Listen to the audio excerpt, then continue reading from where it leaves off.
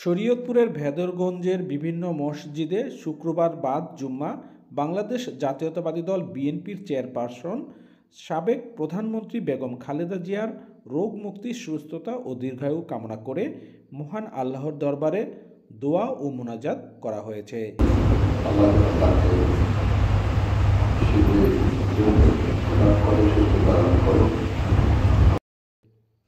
স্থানীয় বিএনপি আয়োজিত ভেদরগঞ্জ উপজেলা পরিষদ জামে মসজিদে অনুষ্ঠিত দোয়া অনুষ্ঠানে শরীয়তপুর ৩ আসনের বিএনপি মনোনীত প্রার্থী মিয়া নূর উদ্দিন অপু সহ স্থানীয় বিএনপি নেতৃবৃন্দ ও শত শত ধর্মপ্রাণ মুসল্লিগণ অংশ নেন।